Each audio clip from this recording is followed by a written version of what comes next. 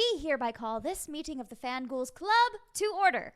I'm Haley. Hi, Haley. Hello, Brielle. I'm Brielle. Oh. And this week, we both finished Sunrise on the Reaping about a week or so ago. And so today we are coming together to cry about it together because, Haley, I am unwell. I know. I'm going to be thinking about this book for a very long time. You know the trend going around right now of like, what's your favorite horror movie? Ha ha ha. Like, it will be this movie next year. Yes, yes. Oh, yes. Like this, it's a horror movie. I mean, I've never experienced something like this where you know going in how sad it's going to be. But then it was even worse somehow. But then it is 10 times worse than you expect, and then some. Mm-hmm. And you're also making all these crazy connections and whatnot to other stories in the world, and it's just like, it was a lot. I was shocked because it was going to be sad and basically roughly what happens. Yeah. But I was shocked how sad I was and still am. Mm-hmm. And so we're going to just talk about how sad we are. Basically, yeah. Great. And it'll be so much fun. Yay! I think everyone is sharing in this feeling. We're all in this together, so we're just going to say our piece. And, yeah. Sweet. Because we did just get, it's not even a teaser, it's literally nothing. It was just the first look at what the realistic version of this icon will look like for the movie. Exactly. And then it was overlaid with the sound of Woody Haymitch. Harrelson, which is that confirming that he'll come back for the epilogue? Oh, I didn't even think about that. Is that confirming that, like, do you think he's going to, like, voice over some of the movie? Of, like, his inner thoughts or something? Because That's a huge thing. A big complaint that I've seen other people have had about the movies are some of the best book to movie adaptations ever in existence. Yeah. But the biggest upset about it is that, like, we lost that inner dialogue from Katniss. Mm-hmm. And that's so important of the main character in the games of what's happening. Yep. So I wonder if maybe we might get a little bit more of, like, an inner dialogue type of... Especially since, like, this was so poetic, too. Obviously, because of all of the, we'll talk about the songs and whatnot, but the way Haymitch speaks is about Lenore is like so poetic and like it's so different than what you would get in movie dialogue. Yeah. So that would be interesting. If we don't get inner monologue with him, I'm confused how the movie will go. Yeah, that's interesting. So, ooh. I don't know. Unless they can get a kid that has as good face acting as Jennifer Lawrence. Because she truly did pull off, without inner dialogue, she truly did pull off some of the best, like, face acting. And, I actually learned for the first time, because when they were first coming out, I wasn't, like, in it, like, in the Hunger Games mindset, I guess. But I didn't know how big a fan she was of the books when she went in to do the movies. So that's a big, I can't help but think, as we've seen with Ariana in Wicked, like, how big a role that plays in how a person plays a role. Yeah. Exciting. I know. Okay. Well, we'll get into all this. Yay! So real quick before we jump into Hunger Games land, we're just going to do our usual recap of our fangirl week. So Haley, what did you fangirl over this week? We got a really, really, really, really good episode of Yellow Jackets on Friday. I was fangirling over Melanie Lynskey, who plays a character, adult Shauna. She's like one of my favorite actresses anyway, and she's just so freaking good in this role. Yellow Jackets is the best show for women who have ever been like completely irrationally angry, which is everyone. So like every woman should watch this show. It's so cathartic. Mostly I was fangirling over the Crimson Moth duology that I'm reading. So I finished the first book, Heartless Hunter. I finished this over the weekend and I immediately started Rebel Witch, the second book, and I am obsessed. And as you know, we compared to a lot of like friends on the interwebs, like I haven't read as much. I'm like getting back into reading, and we're finally breaking out of this like Sarah J. Maas universe. bubble kind of. And so this is sort of my first venture into other, besides from Fourth Wing, I'm branching out into some more unknowns. And so I have not been disappointed. This like duology is like, oh my God. And I'm also thinking, like, is this how I'm going to feel reading every book? Single time. Because I'm like so addicted to it. I'm so obsessed with these characters. It just gets me so excited every time to keep trying new books. Will I break away from romantasy? Probably not, because like it just makes me feel so, I just love it so much. I know. It's so Every good. once in a while you'll like dip your toes into something else, but it's always going to be. You always come back to this. I think you're going to be and pulled witches back. specifically, like I think I'm just a total like. Yeah. I'm a total witch fan. Oh, because April Fool's Day was this week, and I've really just been let down. I said I wasn't going to be fooled, and I was. One bad one was somebody posted like a series of photos of Taylor Swift supposedly filming a Getaway Car music video in London. And like my heart stopped because that's one of my favorite songs, specifically because it's about Tom Hiddleston. Yeah. I love him. And my mind just started racing because we know Is he gonna be in the music video? Because we know Taylor Lautner was in the music video for one of the new Speak Now Taylor's version songs, and I was like, oh my God. But no, it was a joke, and I put my phone away after that for a while. So, what about you? What did you fangirl over this week? So many things. The Spider-Man 4 title was released. Yeah. And he no longer has a home. How do you feel? What do you think about the title? I think it's really cool because the new Captain America movie was Brave New World. Oh, I didn't even think of that. And this is Spider-Man Brand New Day. Mm-hmm. And like Brave New World sounds so world bigger. It had the president in it. It had like there was threats of other countries, and there was like very expanded. Right. But Brand New Day, it feels personal, small, personal, and we know that's now the route that Spider-Man's going to go in. No single soul in the universe knows who he even is. And the last shot we see of him is that he was in his own small, tiny new apartment, like hand sewing his own new Spider-Man costume. So I don't know. It just seems, I think it's very fitting. I know it is a title of a Spider-Man comic. I like speculations that like the storyline's not really going to be the same at all because that just wouldn't really fit too well. But I just like that it's already in the world. They didn't just make up a random title. They pulled from a Spider-Man title that's already existing, and it sets the tone of like it feels. I'm so excited. I mean, it opens up so many possibilities for them, and I think like Spider-Man specifically has such a personal story, has such a personal journey to go on, whereas I feel like everyone else is sort of coming together and like we're banding together again almost. And if he's not gonna be in Doomsday, he's got his own. We've got a lot to figure out with him really first before out. he's back in with everyone else. Which is cool because I feel like this is almost like a reintroduction for Tom's Spider-Man, whereas the two other Spider-Mans that we've gotten, the first movie was always here's how he gets his powers. Here's this kid. Let's meet him, like, and all this stuff. And we already got a whole trilogy learning this character, and now we get that small town, no one knows him Spider-Man that we never got with him. That's interesting. So I don't know. It's exciting. We still just have no idea what it's really going to be about. Good for him as an actor too. I feel like it's like keeps it fresh for him and makes it a bit more. He's got more to work with and more to like grow into, which is cool. He's gonna be so old and more mature and sad. I know. So we'll see. Yeah. He has no one. I'm sad. I'm already so sad.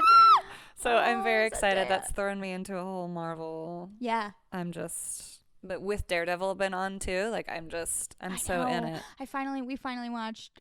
We're only 2 episodes in. Did you like it so far? I do. It's just so gritty. It's nice and gritty, and some of the shots are just like, we were geeking out over the shot of, I think it's right after Fisk wins. Daredevil's like walking, or he's walking through the streets or whatever, and then it's up at when they're like Fisk is on the roof, and it's like the dark skyline of New York, and it's just the back of his head, and it's like the music's shiny really gold head. and it's like, ooh, So that's good. Yeah. Love it. Yeah. Great soundtrack. I'm just heavy back in Marvel right now. Yeah. And then besides that, I finally jumped on the train and watched My Lady Jane. Oh, yay. Did you finish it? Yeah. It's 8 episodes. It's nothing crazy. It's cute. It's a cute watch. It was purely romantasy, which I appreciated because that's hard to come by. Yep. It is. Yeah. Yeah.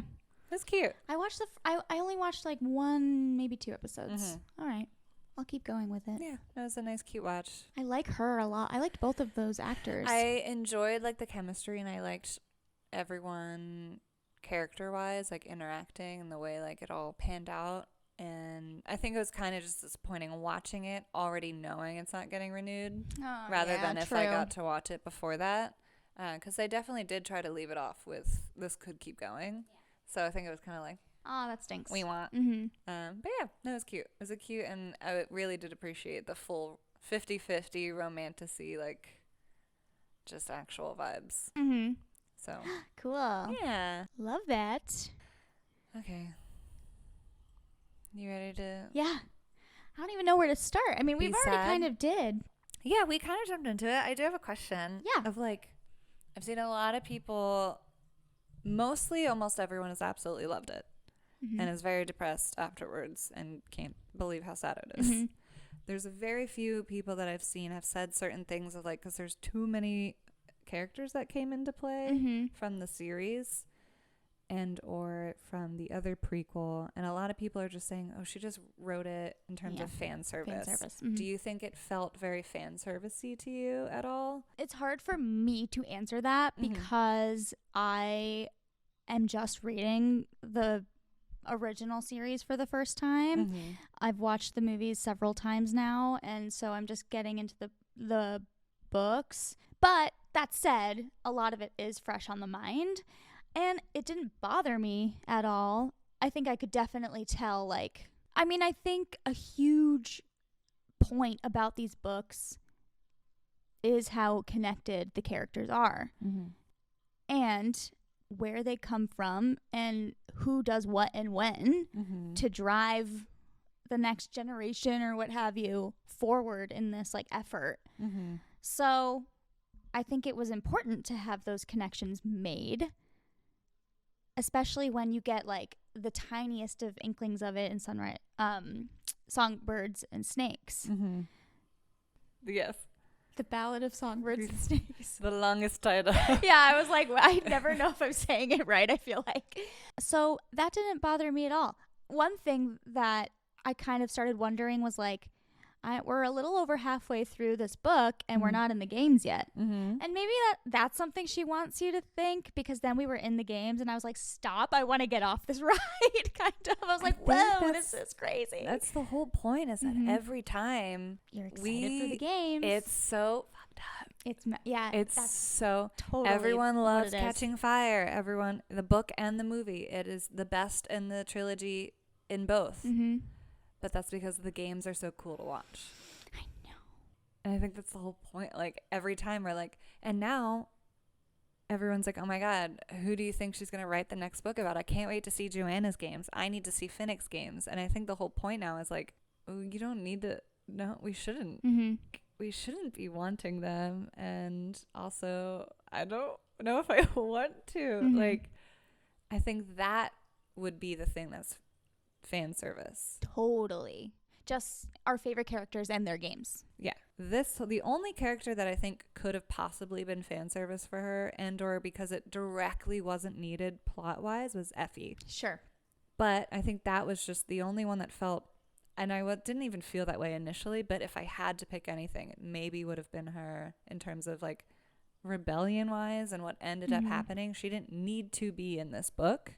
Yeah. Everyone else, for the whole plot and then connecting puzzle piece wise into the trilogy, they all make total sense. I think that for me, the importance of Effie was like, she's the only person now that knows who knew him before his games. Yeah. She's the only one who treated him with kindness and as a human mm-hmm. in the Capitol before the games happened, before he was a winner and mm-hmm. what have you.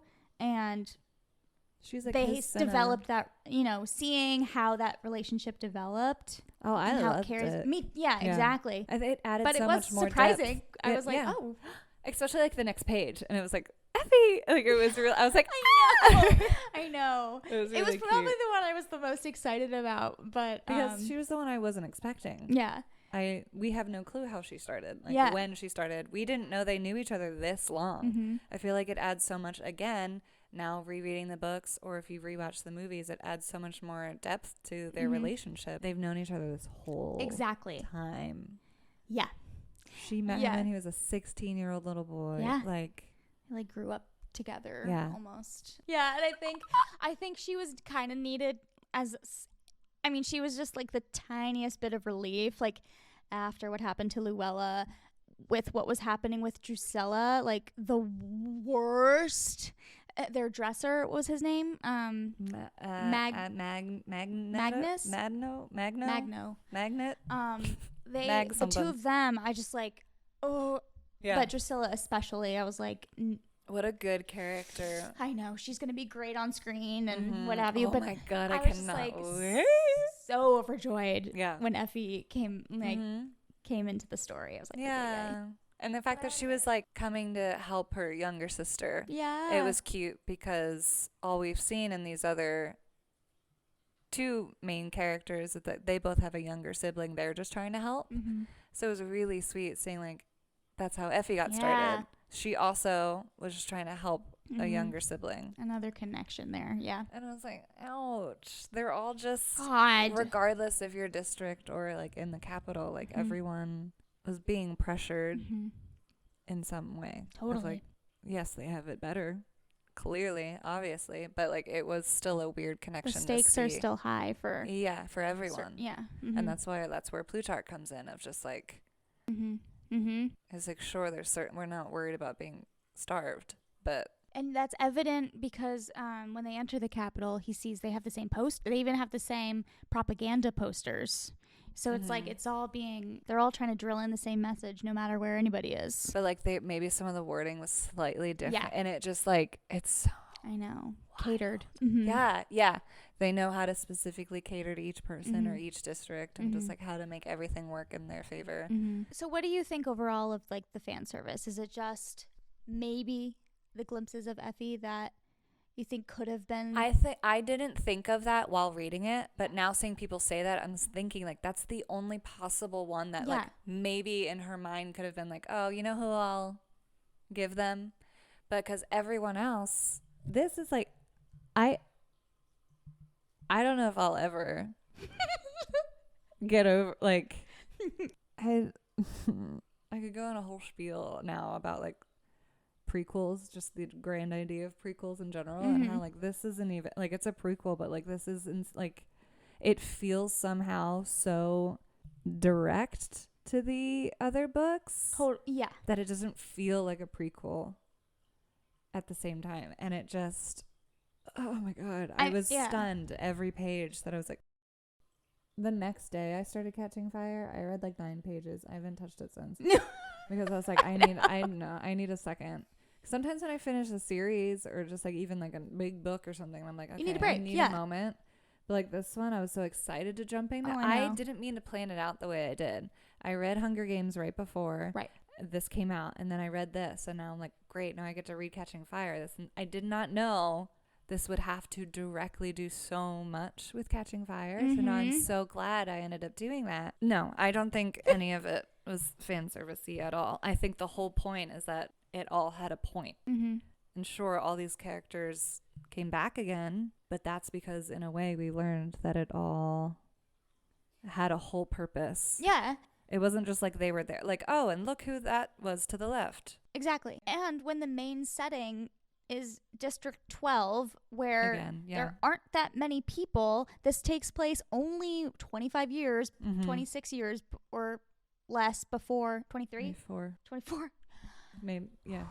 Don't put that math in the video. Oh my God. It's okay. The other week I said 15 and later I was editing it and I was like, girl. I know you weren't great at it, but anyway. But this does not take place that long before. So, of course, you're going to see they're all the same family age. members Of course, yeah. And it just continues to drive home the story. Oh my God. I mean, where do you even begin with this as well? I could go on a whole tangent. I should. Of how this perfectly prequel-wise explains why Assassin's Blade should also be third. And that Preach, sister. no one who's ever going to first read Hunger Games for the first time, you wouldn't read it in chronological order. This book would make absolute no impact on you. So true. Would make no sense if you read this before Hunger Games. No. Sometimes a prequel, yes, may be a prequel, but the importance of it only makes sense if you read the story first and then you do the prequel. Because half the time a prequel is then made to add more importance to things that already happened in the story.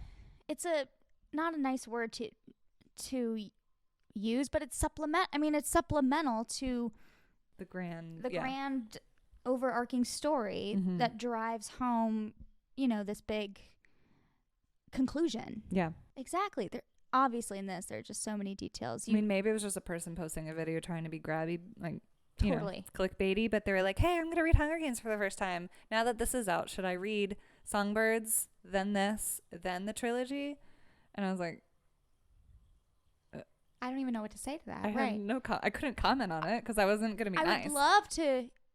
I would love to experience someone's... This wouldn't make any impact if you didn't know who and why. It wouldn't be as sad, so that's... I guess. You know what? Good for you if you don't have to be depressed after this book. No, it's... I don't even think that's like an actual question like that anyone would ever and should have. But it's the Haymitch of it all. It's like he's even from just having watched the movies first. I mean, Woody Harrelson is like a dream for that role, but like you understand the belovedness and like importance of the character Haymitch immediately. Even though he's like a messy drunk, you just know. But it's so clear it's for a reason. It's for a reason. And then he ultimately becomes this beloved character. And so you have to understand that before you read this book. Yeah. And because he first starts off like me. I'm not much of a drinker myself. I put the book down. I was like, I don't think I can read this book. I know. I don't think I can do it. I know. That killed me. Because that's all we knew of it. Yeah, exactly. We knew, and again, we knew. But no, we had no idea what kind of person he was before his games. And that's something.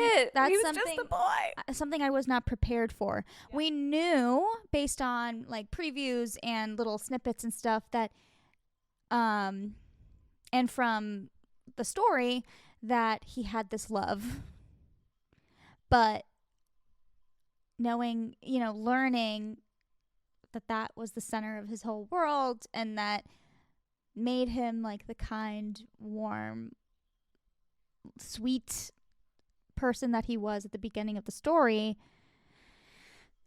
It was just very hurtful. And learning that he pushes everyone away only because he is afraid he would get anyone killed. Right. By being close to anyone ever. Yeah. By the end. Yeah. Yeah. And like even now, 25 years later, like he pushes every tribute away. He pushes everyone. He doesn't have anyone because he's afraid in the end, if Snow ever saw him close to anyone ever again, he would get them killed too. Right. And that compared to exactly him having all these, he has best friends at the beginning. He has Lenore. Do you know who his best friend was? Katniss's dad. I threw up. I know. I threw up. I had to go back because I was like, he kept saying his first, because he kept saying his first name, and that's how it was written. Because you're kind of like, I wonder who this could be. Because we didn't know any names either. We never knew Katniss's mom's name. Exactly. Like we never knew anything. Exactly. And so finally we get Everdeen, and I was like, oh my God. And so then no you're matter like, what, oh no. they were always going to be family. these were little things that you weren't expecting to then have to consider consider when it comes to the main story and his relationship with Katniss, and then it just really keeps nailing it in there. And like the consistent similarities between him and Katniss. Oh yeah. Every time. Yeah. Just. I mean, from Hurt. just to have a mom, just a mom and a younger dads sibling died in a mining accident. Which now, I very much wonder if Katniss's dad's mining accident was an accident or not. Oh no! I mean, come on. Yeah, no, totally. I mean, very well could have been. If apparently, a lot of mining accidents happen all the time. That the same thing happened to Haymitch's dad, sure, but I think the whole purpose of it too is that like you shouldn't trust there's no accidents. It's all carefully curated. Yeah, the Haymitch Katniss shit, I haven't slept well in like 2 weeks. It just absolutely kills me. Like, no matter what, they were gonna be family, and the fact that with everything that happened, and now he did everything he could to drive everyone away. Like, unfortunately, because she got raped, like, they still had to form a bond. Yeah, and how complicated was that for him, trying to push her away, but also he's not going to want her dead. Yeah. Even if he thinks he doesn't care, he thinks he doesn't care, even though her father was his best friend. He's already probably in his mind, like, he's gone so many years pushing that out but subconsciously he's going to do everything he can to keep her alive. That hurts so much more of knowing that, like, yes, he's a known drunk. He always has been. In the first book, when we first officially meet him, technically he falls off the stage. So but like in the train after she's raped, he can't function. Right. He's so shit-faced.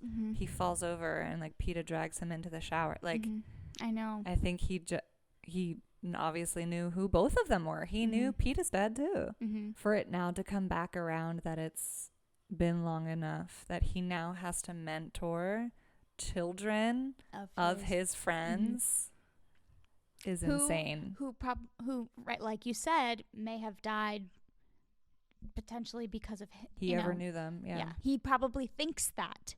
Oh yeah. Whether it's true or not, he probably thinks at least Katniss's dad is dead because of him.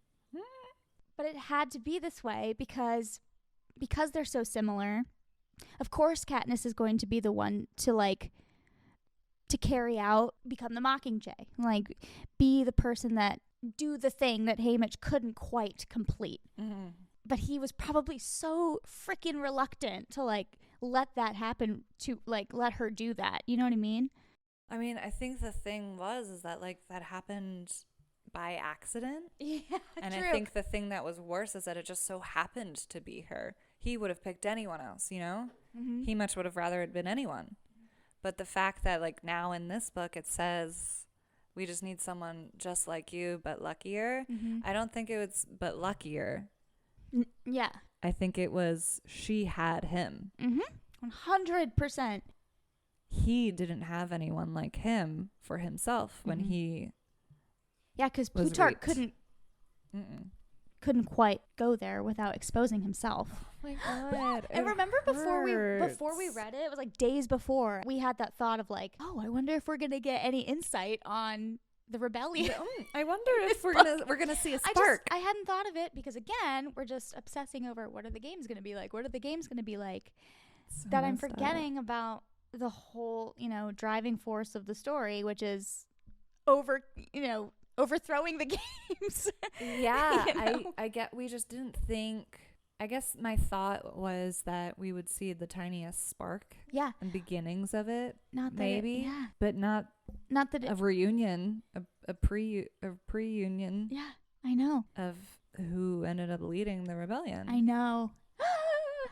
And seeing and I liked that they were all introduced separately, slowly in different ways, and reasonings. It wasn't like they all just happened to be there. I know. They were all there for very specific reasons and their own very sad reasons that we ended up learning is what makes it important in Catching Fire, of fully understanding this is why they are doing went through with it. Exactly. And I think that answers the question of, was this fan service? No. They all had to be there in order to have motivation to do what they did 25 years later. Otherwise, if they got to just go home, or if they just weren't involved in any way whatsoever, you know, maybe they wouldn't. Why would they be such a big part of the rebellion, you know, later on? Because a big question everyone had when Snow's backstory came out, we were like, why do we need this? He's such a terrible character. Like, he's, a fantastic character. He's such a terrible villain. Yeah. He's evil. And at the time, she just said something simply of like, she was exploring the idea of, is evil nature versus nurture? You know, are you just purely born with it? Because Tigress said multiple times, your father like had an evilness inside him. Like, he was not a good person. You don't need to be like that. I see the good in you. So she not only pointed out he was born with some evilness in him, but she also pointed out, I do see the good in you. And then with Lucy Gray and everything, like, he goes down a path that he could have chosen the good in him. And then he didn't, and he fully succumbed. So it's just like, it was just this battle that she wanted to explore. But still, after reading it, after seeing the movie, everyone was still like, but like, what was the pure importance of all of this besides a cool backstory? And like, this was why she wrote the other book. It drives it. Yeah, it totally drives it home. It ended up connecting everything. And it's, and again, why the order is so important too. Like, you know, this gives so much to the Hunger Games books. But the Hunger Games books give even more to this. But Songbirds and Snakes, I mean, Snow in this and his direct hatred of Haymitch, mostly because of his love for Lenore, who is a descendant of Lucy Gray. I mean, and seeing all that he could have had in the two of them. But he chose this other path. Like, bro, sorry. It's your fault. Yeah. In some ways, like, Songbirds and Snakes felt so separate. Yes. At times. Yeah. You had to constantly remind yourself, especially with all the thirst trap edits of Young Snow, which, look. Oh, I know. They were great. Yeah. But, like, sometimes it felt like you had to constantly remind yourself, like, this is going to be the President Snow that we know. Yeah, the time jump was just so huge. You had to, like, keep making that connection for yourself. Yeah. But, like, yeah, it was so good. But, like, I don't know if I'll ever read it again. It's funny because, like, it was just so beautifully written. Like, it felt like one long, very sad poem to me. I don't know. It was just so eloquent and, like, because she makes this connection of music and songs. In the original trilogy, it was always such like a, I wonder what little glimpse of a song here. Yeah, why is music so important? Because Rue first started introducing this music, like, with her whistling and, like, with her humming and singing. And Katniss was always like, oh, that's sad. My dad used to sing. And that was kind of, you know, some of the context that we get. And then later we get the hanging tree in the third book. And you're like, oh, this is just an old, you know, wives' tale type of song that was in her town, I guess. And that everyone happened. Like, just slowly over time. And then Songbirds and Snakes, like, all of a sudden, you understand where the songs come from. Right. Once we heard Lucy Gray, like, sit down and sing the hanging tree. And we're like, shut the fuck. I know. Crazy. Yeah. And then in here, it's just Katniss's dad at the very end sings the old therefore after, the old after, there before, there here before. Oh, there before. Yeah. Yes. At the funeral. I know. And then we learn, so then that makes the connection that we didn't know at that time, is that Lucy Gray was singing her own funeral song. Yeah.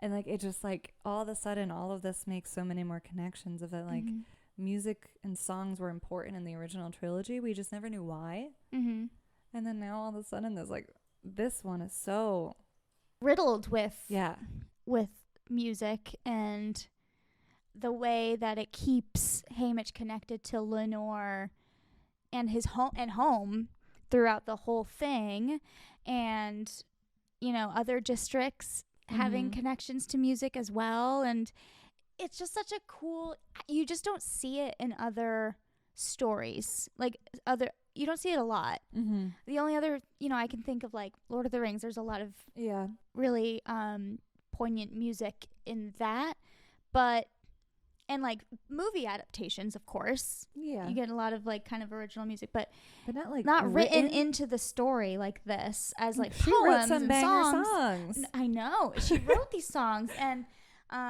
reading, you read, there's like the Q&A at the very end of this, and her talking about collaborating with the film artists who worked on the songs for the movies, and it's like so interesting. And now it's fun to see, there are a lot of people on like TikTok and stuff who are trying to to Lenore songs and everything, and it's just it's cool, and it kind of just makes the story that much more intimate and emotional. I just love, boy, do I love the Coveys. I want like a whole like even deeper history of the Coveys. Like what an amazing group of people, and we only know a couple of them. So interesting. The fact that they ended up being such a thing even in this one, like I wasn't expecting that. And expecting that his girlfriend is like Lenore's family was Lucy's, like I know, direct family. And it just hurt, I know, it hurt. And is this, and also not to be super morbid, but does this die with her? Well, there are more Coveys. We saw her gravestone though. We saw Lucy Gray's gravestone. People speculate, of course, as they do, whether she's actually buried there or not. But who knows? But maybe they just did it to show face, to like make everyone think that she was. Exactly. Because they knew Snow would be out to kill her if she was still alive. Yeah, I know. It's really so up in the air, and it's really fun that like in the book there's no indication that means that she wouldn't be dead, but we just have so much backstory and lore and understanding of her character and now her relationship with Snow that like that is such a possibility. Totally. I know. Not in a good way, but no. But my question is, so the Coveys were like a traveling band of people. Lenore isn't like the last one. No. Right. Because she's got an uncle. Both her uncles. Yeah. And there are other Coveys other than district. Like there are more out in the world is what I'm saying. Right? Yeah. It's an understanding that it was a type of people. That was just the specific family that Lucy Gray traveled with. Yeah. Because there is a speculation that the musician that plays in Mockingjay at Finnick's wedding would be one of the Covey, because they rescued as many people as possible from District 12 before the bombing. Right. So like he very well could have been one of the people in the bunker at District 13. Like, oh man, it's just this whole continued story, because they were the only ones that had instruments. They were the only ones that knew music, and could play. So it had to have been one of those Covey from District 12 at Finnick's wedding. Oh, speaking of Finnick and sad death, where do we begin? The second Amber was like, "My dad wants to meet you," I was like, this is uncomfy. Who's this gonna be? I wonder. Yeah, I was wondering when we were going to get to this, to the BD of it all. I I think I burst into tears immediately because I just The second you saw his name. Yeah, because that's the most devastating thing I've ever heard. it's actually, And the fact that they both saddest thing, the most tragic thing in this whole book, because let's think about it, how devastating it was thinking about Hunger Games, Prim to be reaped, but Katniss had the opportunity to volunteer and save Prim. In this instance, Beetee couldn't. There was nothing Beetee could do to keep Ampert from going into the games. He could do. They dragged him there with him, so he had to be there to watch. They put him on the training floor with a the potato. Training grounds with a light up potato. The fact that getting the full understanding that the rebellion, it started with Beetee and a potato. I started crying because I was watching an episode of Abbott Elementary a couple of days ago, and they did a science fair episode about the potato, and one of the kids did the potato battery, and I literally started crying. I was like, I can't. I had to fast forward through that part of the episode. Anyway. That's sister. I don't think I can look at a potato ever again. Shut up. A potato, eggs, hard-boiled eggs. Can't look at those anymore. Because of Severance? Because that's all he ate in this. All he had were eggs. All he had were eggs. And apples. Anyway, Beetee. I think that's one of the saddest things I've ever... I'm not trying because to also funny. I'm trying to picture a young Jeffrey Wright, but I'm just picturing Jeffrey Wright, who was older, one of the best actors. I think I was introduced to him in Westworld, whatever, but he is just so captivating, and him as Beetee. As a sad dad, it's akin to picturing Woody Harrelson as Haymitch. He is just so, I just love him, and having to picture him. Ooh, you know who's the perfect fan cast? Who? Chidi from A Good Place. Ooh, that's really good. Oh no. Oh. And Chidi makes me cry. Yeah, he just makes me cry. He's so good. For some him just speaking is just he's so eloquent and smart and sweet and with the and glasses. nerdy and oh my god, I just love him. Wait, that's really good. I don't think I can watch this movie. I'm trying not to cry just talking about it. I don't think I can visually see what is there in terms of entertainment there. You know what I mean? I don't think I can watch what happens to Amber in a movie.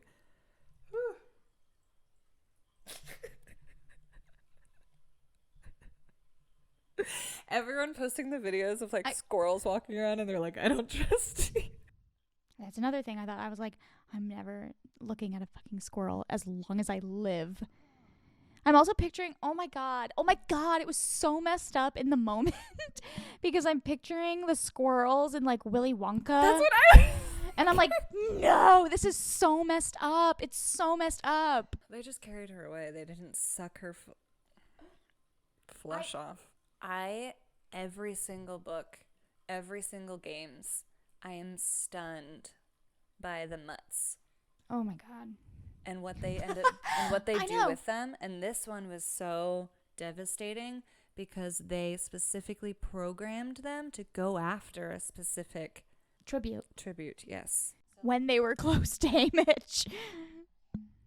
Also, he's under the full understanding that he's just cursed. And also, in the beginning of the book, he can't stop talking about how afraid he is of the mutts. They're the worst part of the whole thing for him. Yeah. And then we learn Beetee wants him to go into the mutt tunnel to go. And I'm we just need you to. I'm I don't want to hear this word ever again. And it was just as bad, if not way worse, than we expected with the mutts. And the fact that they had this whole plan, he actually carried it through. He did it, and it didn't change a thing. I know. And they edited it all out. Oh, that was killing me. That's what I'm saying. We have to get his inner dialogue of when he's watching his own games for the first time. Because they make them sit there and watch it themselves in front of the audience, in front of a camera. I know. But in the book, we get this inner dialogue of him understanding, oh my God, they cut out everything. And they made him look like a piece of shit. Mm-hmm. And that he didn't care about anyone. Mm-hmm. When in fact we know he was the only one that took care of all of these, especially the younger kids. I know. They made him look terrible. Mm-hmm.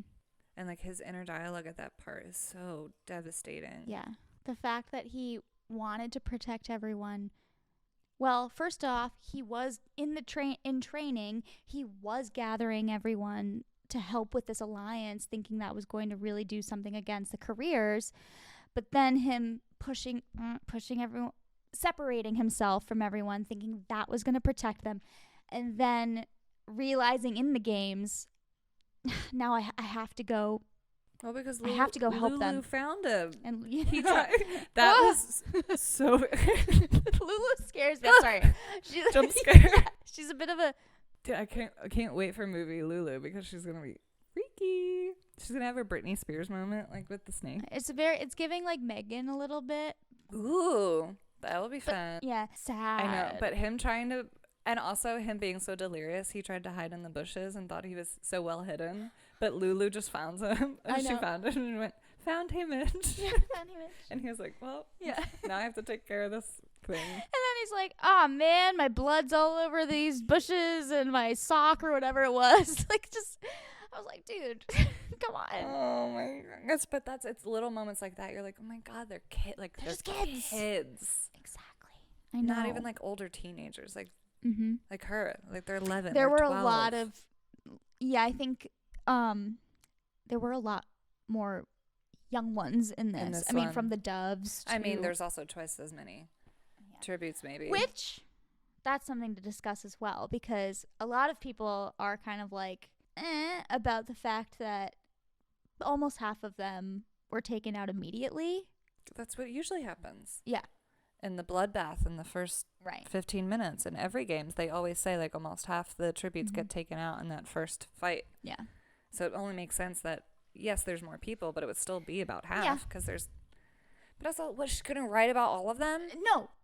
I agree. Totally. In the gymnasium sections, I had a hard enough time trying to keep up with everyone. I think she did a fantastic job of still keeping that all clean. I was like heavily invested in the... all the gym like training stuff as well. Dude, it turned into Big Brother. They were like, do you want to make an alliance? Do you want to form an alliance? I know. Yeah. I was like, God, don't be so like loud about it, you know? Like, they were proud. No, I know. I love Amber. I was like, I'm not ready for this, my friend. I'm not ready for this. And whatever. The fact that oh God, I can't even talk about him. He held zero resentment towards his father, you know? He was only there, and he knew that because his dad got him in there. Yeah, and he was just going to make him proud. No matter what. He was like, I know I'm not going to survive, but I'm going to get this done for my dad, and I'm going to make this count. Mm-hmm. You know, I think every actor just needs to reject the role so that this movie just doesn't get made. I don't think we need it. I don't think I'm so excited. We can handle it. I'm really not going to be okay. We will be there opening night, but it's going to be hell, like absolute hell. It's just sad. Oh, we do want to talk about one of my new favorite girls ever, though. Maisley? Oh my God. I knew from the second he was like, she's the, in the beginning, like, she's so mean, da da da da da. I'm like, oh, she's going to be fun. Mm-hmm. Oh, dang, man. From the train, I think, was when it was like, oh, she's amazing going at Drusilla like that. And he kept giving her shit for like still trying to be fancy. One, even in District 12, but two, like also they were already reaped. They're going to the games. They're all going to die anyway. Why do you care about a plate and silverware? And then him eventually slowly making the connection that he was only doing it. I mean, she was only doing all that because she didn't want to come across as, an animal. An animal, like how they all view them. They all viewed them as like these dirty, sloppy, messy animals. Haymitch keeps saying that himself. Yeah. And that's Maisley's way of, that was her own little rebellious act. And then he like sets their little he pulls out the glasses for the grape juice and he told her to close her eyes because he wanted to surprise. I know. And you know what he does in the first book? when after Katniss finds Peeta in the cave and they're hiding out there, they get sent a whole ass meal. He sends them plates and silverware. God. So for their maybe last meal, they sit in the cave with a fancy meal and they eat it on the plates with little silverware. And at the time, Katniss was like, why the hell did they send us silverware?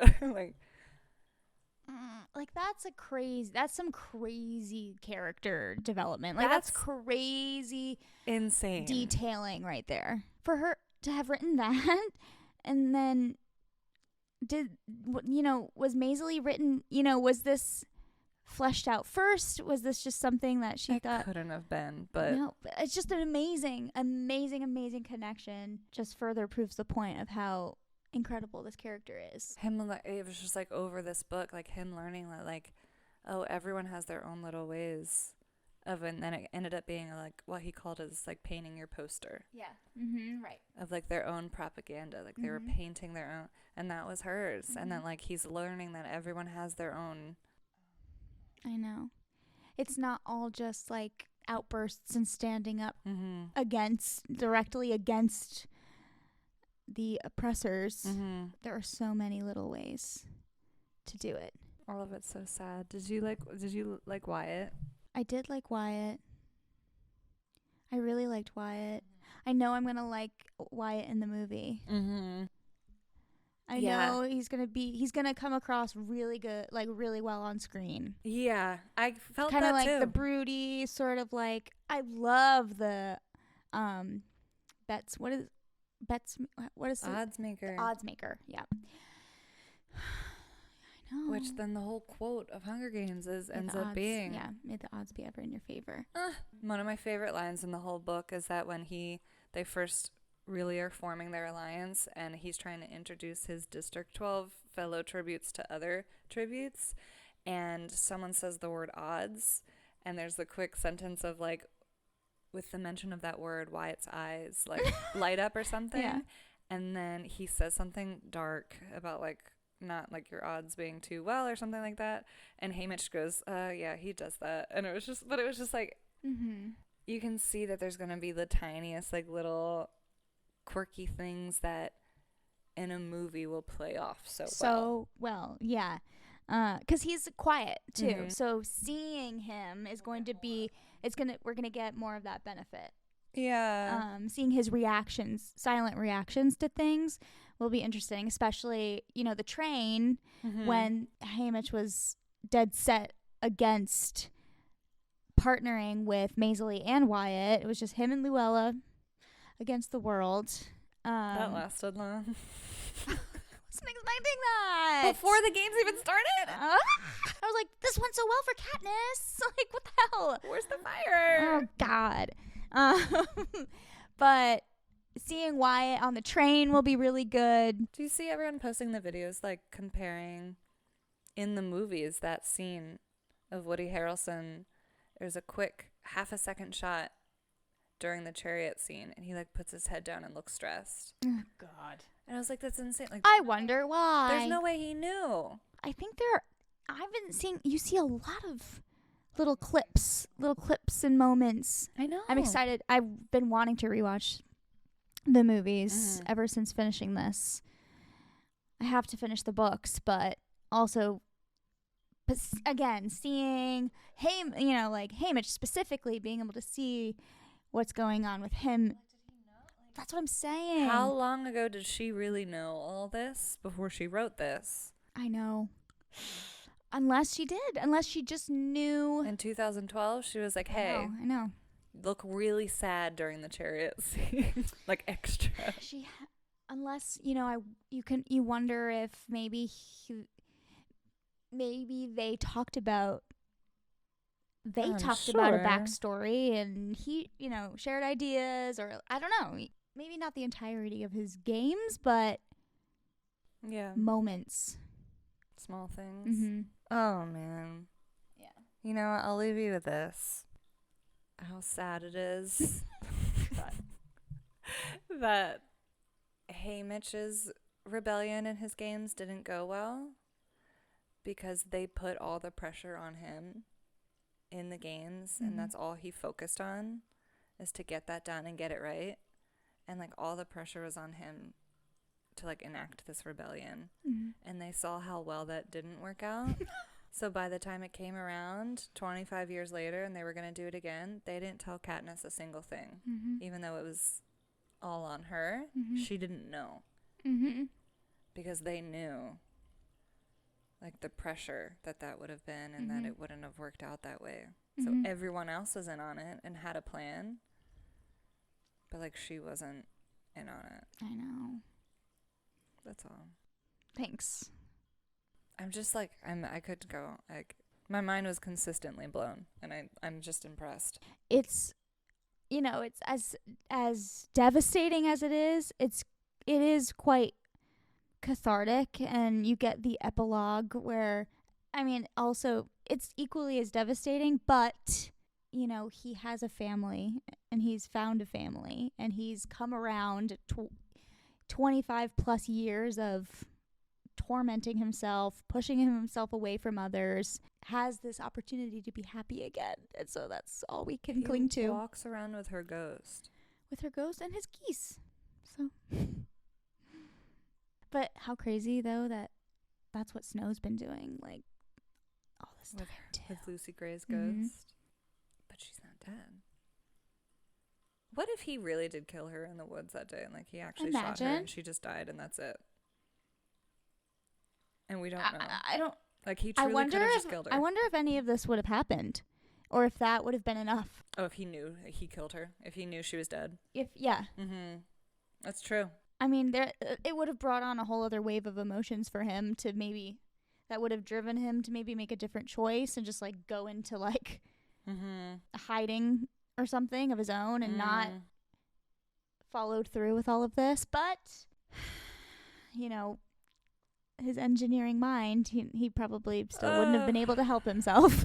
What if the guy at our Barnes & Noble trivia night, he couldn't say Coriolanus? And said- every single time, everyone was, like, trying so hard not to laugh because it was the funniest. He just said it a different... Corleones. Like, He said, like, Corleones. so, like, every time he really struggled, and it was so funny. He tried every time. He tried really hard every time, but it was was slightly different so wrong every good. time. That was hilarious. Yes. Loved it. Me too. Anyway, Is that all we've got for today? I have more, but yeah. Me too. I have more, but... I could go on forever. Mm-hmm. Well, maybe we will.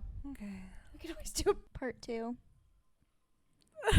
A more in-depth analysis of The Raven by Edgar Allan Poe. Yeah, all the Poe stuff at the end, I was like, oh, this got real dark. I'm so stupid because I didn't even know until I was like, this sounds like, this sounds a little at the familiar. end, then it said his name, and I was like, oh.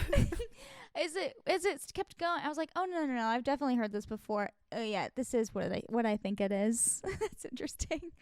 It sounded more familiar because we've watched House. Oh yeah. Fall of the House of Usher. Recently. Fall of the House of Usher. Fall of the House of the Usher. Yeah. So that's why it kept, and I was like, oh, this is going, oh, whoa, it's still getting worse. Oh, it's really sad. Oh, and I was like, not the Poe stuff. I know. Not the Raven. Not the Raven. I don't know. There was something beautiful about it. It's haunting. It's haunting. It yes. really is. That's That's what I'm saying. Like, this is going to be a horror movie. I know. We are not going to be okay.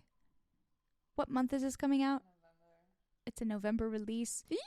2027? Happy Thanksgiving. No, next year. It is 2026. Yeah. That arena's going to be tough, too. Ooh, baby. We didn't even talk about the arena. Okay, because maybe we'll do it again. Ladybugs. It's just poison. Squirrels, a giant porcupine. Just a death trap poison, as they are. The poison. The bunnies. All the milk and the Brett. I thought, one unhinged thing that I was like, what if one of these bunnies is actually Lenore? Like, they turned Lenore into a bunny. Yeah. Because everything was dove color. Everything was related back to Lenore. And it was so just like everything relates to Lucy. sad. Yep, exactly. Yeesh. I think they're just witches. I think that's the Covey. I think the Covey are... That's what I want. Yeah, I think the Covey... They got something. The Covey Coven? I need Suzanne. Please give me and it's the history of the coven of witches. Their magic is They're just through song. Yeah, musical like magic. sirens. Sirens, exactly. Siren witches. Wow. Down the road, down the witches road. I think it's genius. Okay. Cool. Well, okay. There's more to say, but yes. for now, Thanks, Suzanne. thanks for another delight. Louise. Okay, this meeting of the Fan Ghouls Club is adjourned. Oh, I don't want to hit him. I know. There you go. All right. Good night. I need some tissues.